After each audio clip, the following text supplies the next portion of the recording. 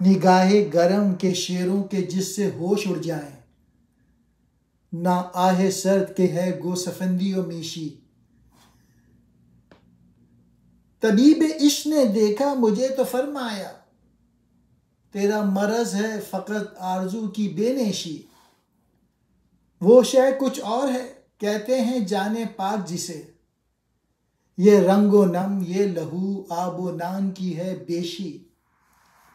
कौमों को ऐसे लीडर चाहिए होते हैं जिससे शेरों के भी होश उड़ जाएं, और ये गर्म निगाह जो है इश्क हक के सच्चे जज्बे से पैदा होती है। कौमों को ऐसे लीडर नहीं चाहिए होते जो कौमों को भेड़ बकरियों की तरह बुज़दिल बना दे। इश्क के तबीब ने मुझे देखा तो फरमाया, तुझे सिर्फ ये बीमारी है कि तेरे दिल में आरजुएं नहीं हैं, ख्वाहिशात नहीं हैं।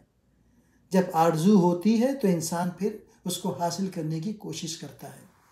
कोई कौम उस वक्त तक तरक्की नहीं कर सकती जब तक उसके दिल में सरबुलंदी की तड़प पैदा ना हो।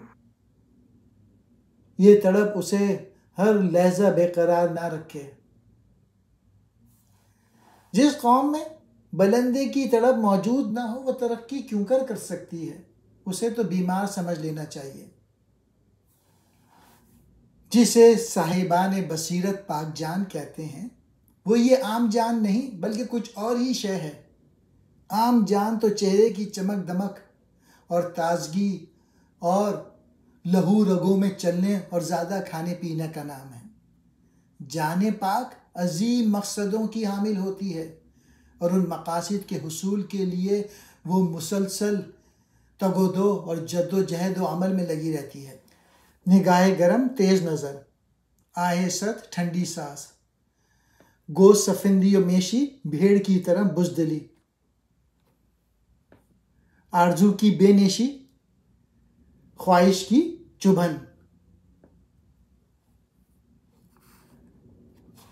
जाने पाक पाक जान परहेजगार, रंगो नम चेहरे की ज़ाहिरी चमक, आबो नान पानी रोटी खाना पीना, बेशी ज़्यादती।